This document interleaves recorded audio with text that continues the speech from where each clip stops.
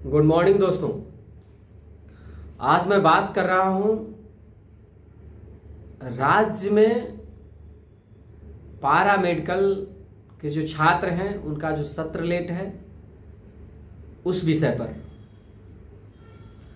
आप सब अगर इस वीडियो को YouTube पर देख रहे हैं तो प्लीज सब्सक्राइब कर लीजिए। पारा मेडिकल छात्रों से संबंधित, फार्मेसी से संबंधित, नर्सिंग से संबंधित या चिकित्सा जगत के तमाम विषयों से संबंधित जानकारी आपको इस YouTube चैनल पर आपको मिलती रहेगी। मैं बात कर रहा हूं पारा मेडिकल का जो सत्र डिले है और जो छात्र हैं जिन्होंने एग्जाम दिया है और जो एग्जाम देने वाले हैं उनके वर्तमान और उनके भविष्य को लेकर के मैं चर्चा कर रहा हूं।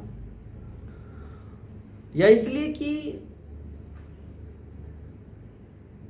जो 21 और 23 सत्र के छात्र हैं, किसी भी कोर्स के हों, चाहे वो ऑप्थेल्मिक असिस्टेंट के हों या रेडियोलॉजी टेक्नोलॉजी के हो या वो एनेस्थेसिया टेक्नीशियन के हो या डीएमएलटी के हो या ब्लड बैंक टेक्नोलॉजी के हो या हॉस्पिटल डोमिसिलियरी केयर असिस्टेंट के हो या ओटी असिस्टेंट के हो, ड्रेसर हो, मैं सभी के हित में, सभी के हितों का ध्यान रखते हुए मैं चाहता हूं कि सरकार त्वरित कार्रवाई करते हुए परीक्षा लेकर बच्चों का रिजल्ट ससमय दे।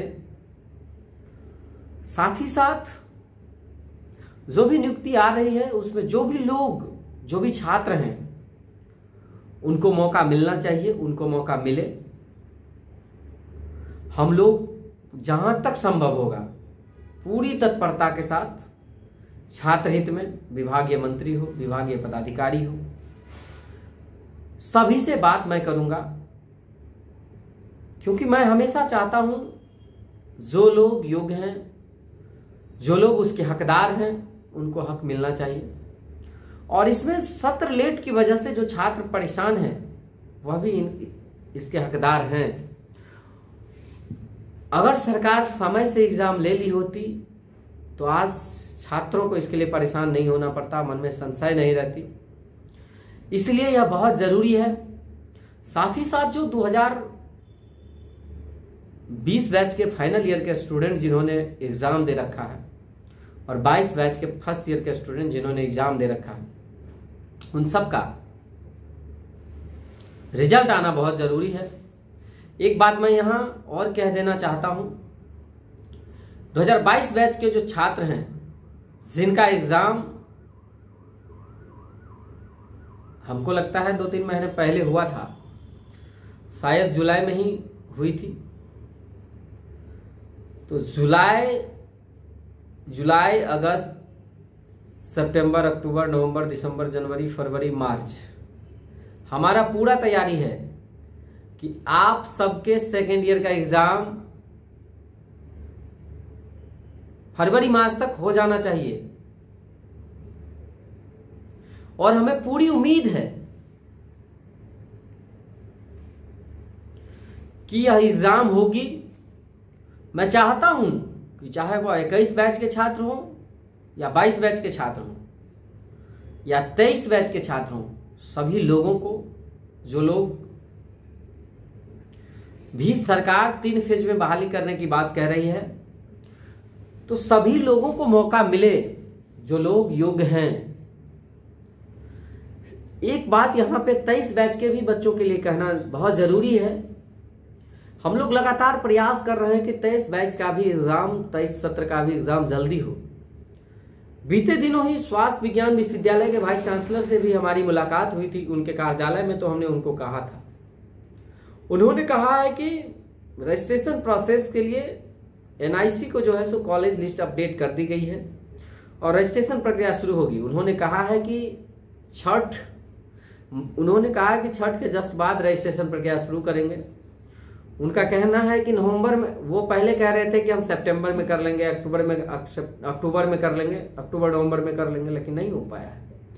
अब वो कह रहे हैं कि नवंबर में रजिस्ट्रेशन प्रोसेस हो जाएगा और दिसंबर में उनका कहना है कि हम लोग दिसंबर लास्ट में या जनवरी में एग्जाम लेंगे फर्स्ट ईयर का। और उसके बाद उनका ये भी कहना है कि हम कोशिश करेंगे कि 2025 में ही अक्टूबर तक में द्वितीय वर्ष का भी एग्जाम हो, ऐसा उन्होंने कहा है। तो जब तक हो नहीं जाती हम लोग उम्मीद ही कर सकते हैं, लेकिन अपना प्रयास हमेशा हम लोगों को करते रहना चाहिए, क्योंकि बिना प्रयास के कुछ नहीं होता है। घर में भी आप हैं, हम हैं, जब तक हम लोग को दिक्कतें होती है तो घर के लोगों से बोलना पड़ता है। आप हैं, हम हैं, घर से अगर 5,000 रुपये का जरूरत है तो आपको मांगना पड़ेगा, 2 बार बोलना पड़ेगा कि पैसा जरूरी है, भेजिए। ऐसा नहीं है कि घर के लोगों के पास सारी सुविधाएं होती है, उनको भी व्यवस्थाएं करनी पड़ती है। पैरामेडिकल का आज तक का जो सिचुएशन रहा है वो ऑफलाइन रिजल्ट, ऑफलाइन कॉपी जांच, ऑफलाइन फॉर्म भरना, ऑफलाइन रजिस्ट्रेशन, ये सबसे बड़ा कारण रहा है फॉर्म भरने में, और सत्र लेट होने का ये सबसे बड़ा एक कारण रहा है। यह चीजें जब यूनिवर्सिटी में चली गई है तो ये चीजें बिल्कुल समाप्त हो जाएगा। रजिस्ट्रेशन का भी जो समय आएगा उसमें महीना 2 महीना का समय नहीं रहेगा, 10 दिन 15 दिन का समय रहेगा, और उतने दिन में ही रजिस्ट्रेशन प्रोसेस कंफर्म करके जो है सो डाल देना है। तो ये चीजें बहुत जरूरी है। अंत में एक बार फिर मैं कह रहा हूं, 21-23 सत्र के छात्र हों, 20-22 सत्र के छात्र हों, या 22-24 सत्र के छात्र हों, जो भी लोग एलिजिबल हैं, जो भी लोग अंतिम वर्ष में एग्जाम दे रहे हैं, मैं उन सब के लिए प्रयास करूंगा कि अगर अंतिम वर्ष में लोग एग्जाम दे रहे हैं उनको भी फॉर्म भरने का मौका मिले आने वाली नियुक्तियों में। मेरे तरफ से या पूरी एसोसिएशन टीम के तरफ से जो भी हर संभव प्रयास है वो किया जाएगा। किसी भी नकारात्मक बातों पर आप लोग ध्यान नहीं दे। हो सकता है कुछ लोग आपको नकारात्मक बातें बोले, कई बार लोग यूनिटी को भी अफेक्ट करने के बात करता है, तो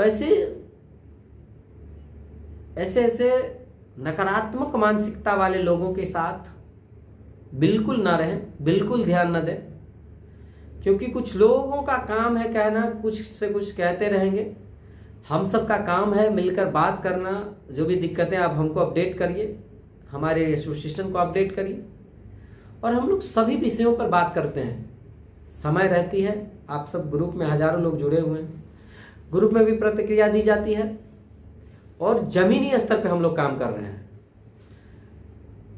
आज नहीं, 2016 से आप इन चीजों को 15-16 से आप लोग देखते आ रहे होंगे कि हर संभव आज भी जो चीजें लागू हो रही है वो 2016 के दौरान, 2015-16 के दौरान, जो पिछले 8 सालों का संघर्ष है पूरी पैरामेडिकल एसोसिएशन का, पूरी टीम का, वही चीजें धरातल पर आज आ रही है।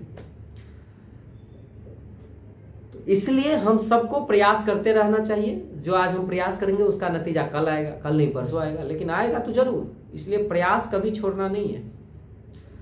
पैरामेडिकल एसोसिएशन ऑफ बिहार हर संभव आप सबके हक अधिकार को सुरक्षित रखने के लिए, मान सम्मान को बरकरार रखने के लिए आप सबके साथ खड़ी है, खड़ी रहेगी। आप सबसे सहयोग की अपेक्षा है। बहुत बहुत धन्यवाद। YouTube पर इस वीडियो को देख रहे हैं तो प्लीज सब्सक्राइब कर लीजिए, शेयर कर लीजिए। जय पैरामेडिकल, जय बिहार।